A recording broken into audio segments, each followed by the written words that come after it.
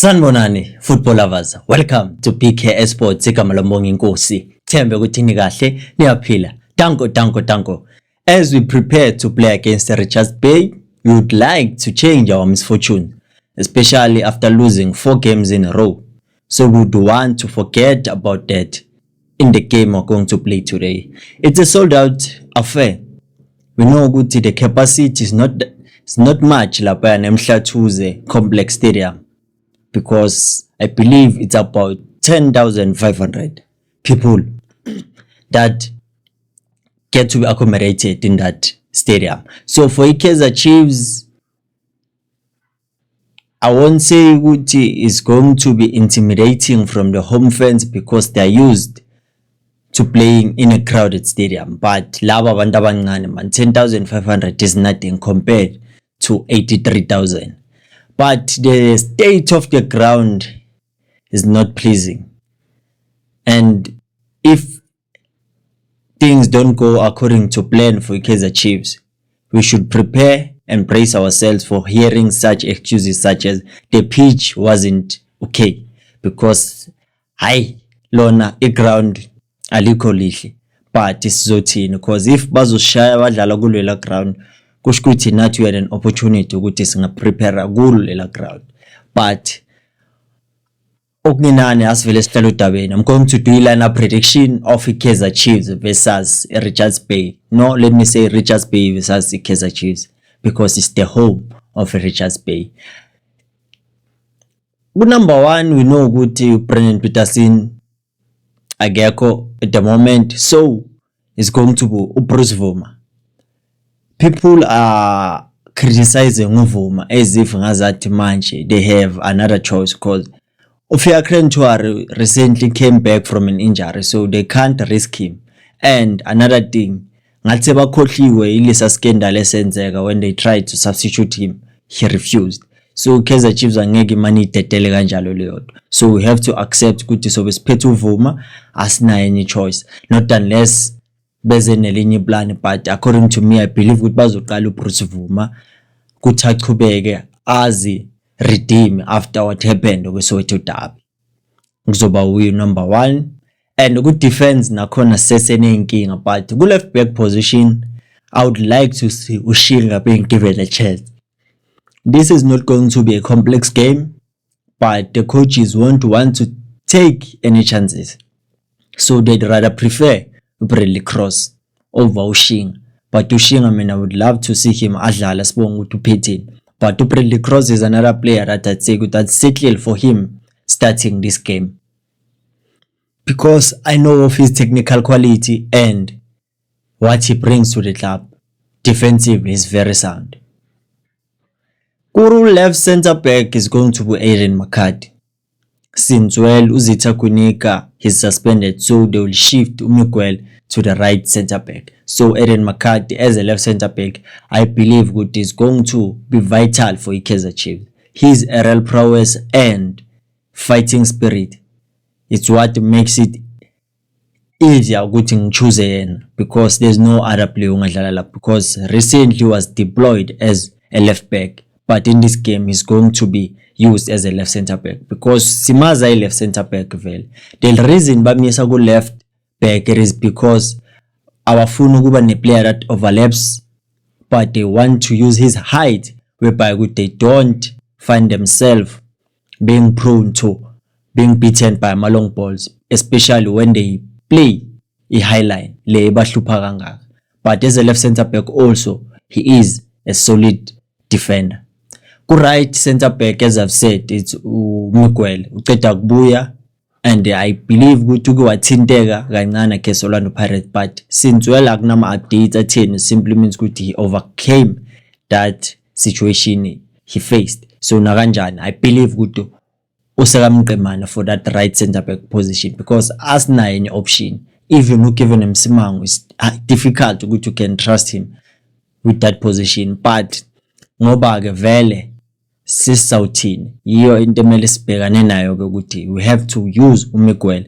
We know his erratic, costly moments, but what is important is that he always stands firm and fight for a badge. even though things are not going his way.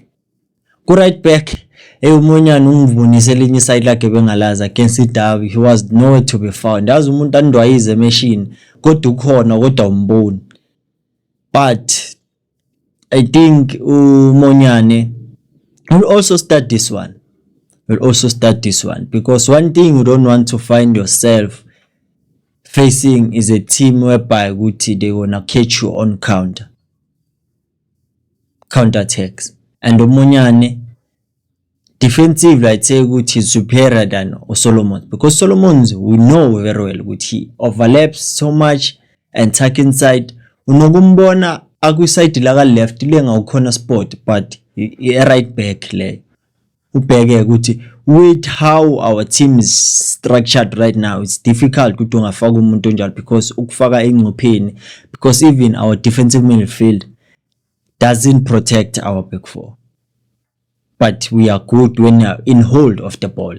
So udinga umuntu ozoyenza sure ukuthi anibe that much exposed at the back if oyi-one way overlap.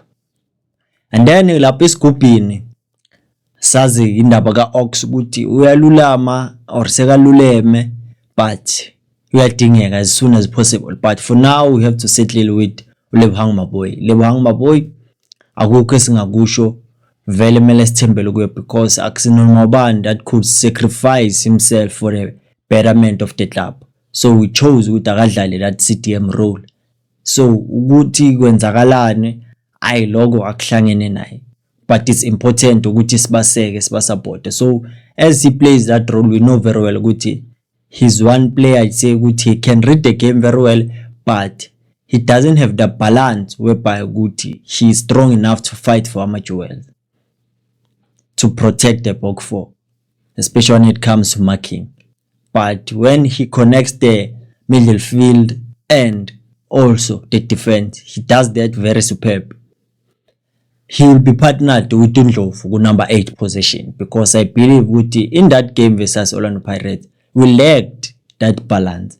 We had ball players in the middle of the park and we were competing against uMakhehlin, Cash Contant, with uTalente Mbata. So there was no way we're gonna become superior than Orlando Pirates in the middle of the park. Even they themselves understood ukuthi if angeke simfaka uMbatha, they won't have that balance, because you need a player that you know ukuthi he's gonna help you defend and also give you attacking moments. That's what you need in a player. But at Chiefs, in that middle of the park, we had technical ball players. So it was difficult ukuthi bakwazi ukuthi babheke ukuthi okay, we can defend here, we can try to close these spaces, because Bongbongo Dungwa was suffocating. He couldn't match the intensity of the middle field of Orlando Pirates and the pace of their forward. So we need to see another structure. That's why I'm bringing in Ndlovu, because I know good offensively and defensively he's a box to box. He can give you that. Go attacking midfielder sobuyela ngayo i-10 because I still want to see ukuthi how long will he be able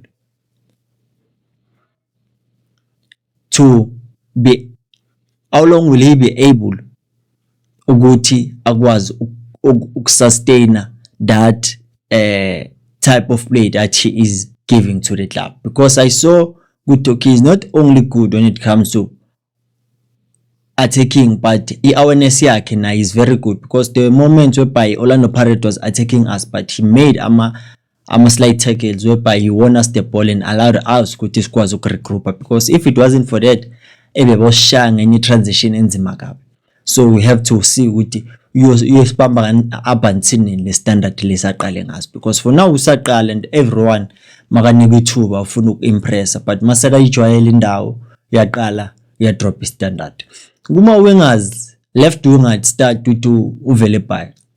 Uvelepai shows each and every time ukuthi he's hungry to play, but akalitholi ithuba elanele ukuthi adlale, because he's competing with Umodi, and Umodi, they love him because he gives you and also a defensive side. He helps defensive, but for Uvelepai, because he's still young, akakakwazi ukuthi realize that ukuthi there's more than going forward, and also must come back and defend. But I believe he can also do that if an opportunity comes with a defend. but one thing I like about him ukuthi makaya phambili uyaphambili akajiki futhi. And one thing I'd like to say ukuthi let the strikers remain in the box makunovele by, because you know one thing for a fact, i-cross izoba khona, something ongayitholi kuPaul Emoto. He's an old-fashioned type of a winger uvele by. He believes kuma crosses because he's ambipedal. Makalihluleke ukulifaka ngo right ulifaka ngo left.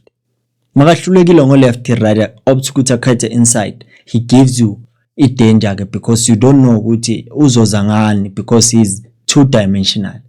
It's difficult to predict. And the speed sakhe also puts him in an advantage. And then go striking department.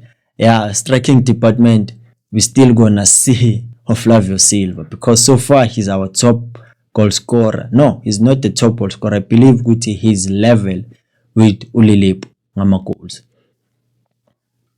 if I'm not mistaken. Naye ke ay first touch yamhlulu bafa ayekuyala. Yazi kule game against Orlando Pirates ngizoba lokuba mbhuwa to show ukuthi ayi baba Skynex. There's no way to umdala kangaka usatriple umphakathi.